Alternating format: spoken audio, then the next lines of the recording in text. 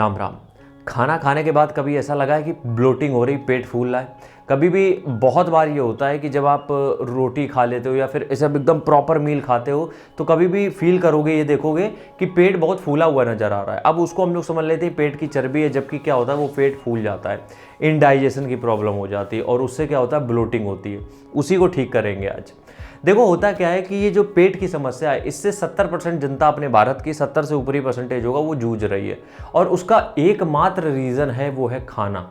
एकमात्र रीज़न है खाना और उसी खाने के चक्कर में सब बीमारियां आ रही हैं। ठीक है, तो इसको हम थोड़ा सा आपके लिए आसान कर देते हैं कि कैसे हम समझें कि हमें ये इस फूड से दिक्कत हो रही तो हमें ये बंद करना। देखो, आज सुबह से लेकर रात तक जो भी खा रहे हो, चलो बढ़िया है खा रहे हो, लेकिन एक टाइम तो ऐसा आएगा जिसके बाद आपको फील होगा कि हाँ यार, ये जैसे खाया ये मील, उसके बाद मेरे पेट में तकलीफ चालू हो गई। आज के टाइम पे अगर हम पैकेट वाले फूड की बात ना करें या फिर हम ये कहें कि हम कुछ भी बेवरेज की बात ना करें, कॉकटेल मतलब कोल्ड ड्रिंक जो आती है उनकी बात ना करें, कुछ भी इस तरीके की बात ना करें, अगर हम होम मेड फूड की तरफ चलें, समझ रहे हो, जो घर पे बन रहा है उसकी तरफ चलें, उनमें से कौन से ऐसे फूड हैं जो मोस्ट कॉमन आपको पेट में तकलीफ दे रहे हैं। ठीक है, सबसे पहला है, कहना तो नहीं चाहिए, वो है गेहूं की रोटी।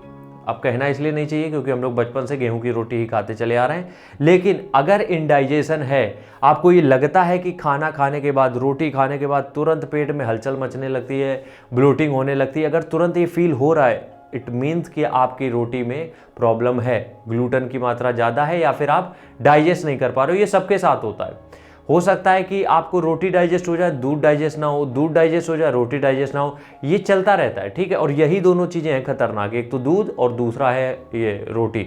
तो गेहूं की रोटी खाते ही अगर आपको ये ब्लोटिंग हो रही है उस थाली में, तो यकीन मानो उसका एकमात्र रीज़न है आपकी जो रोटी आप खा रहे हो, खासकर गेहूं की वो। ठीक है, सबसे पहली चीज़ तो ये हो गई, क्योंकि इनमें इतनी सफाई कर दी गई कि उसको मैदा बना दिया गया और वो पचता है नहीं। ठीक है, तो सबसे पहला क्या फूड हो गया हमारे पास, रोटी गेहूं की। ठीक है, दूसरी चीज़ अगर हम बात करें तो क्या करोगे, एक दो दिन के लिए रोटी छोड़ के देखो, चीज़ें सही हो जाती तो रोटी को स्किप ही करो, या फिर रोटी की जगह दूसरे ग्रेन्स ले सकते हो, ज्वार बाजरा रागी, जो भी आपको रोटी बनानी है उससे बना सकते हो।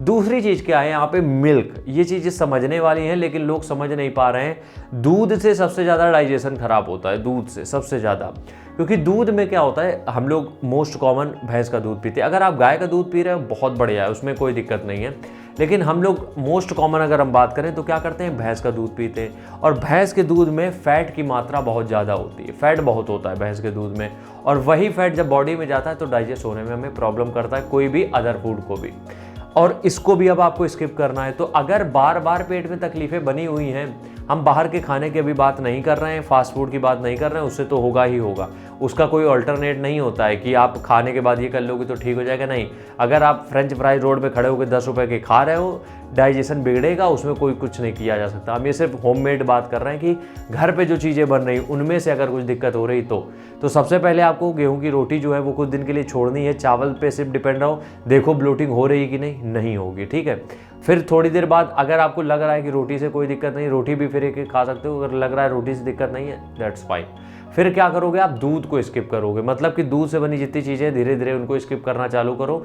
आपको एक वो पॉइंट मिल जाएगा जहाँ पे समझ में आ जाएगा कि हाँ हमें इस फूड से दिक्कत है, और जिस फूड से दिक्कत है या तो आपको उसको अल्टरनेटिव देखना पड़ेगा या उसको बंद करना पड़ेगा, इसके अलावा अदर कोई ऑप्शन है नहीं। ठीक है, मिलते हैं नेक्स्ट वीडियो में, तब तक के लिए राम राम, जय हिंद।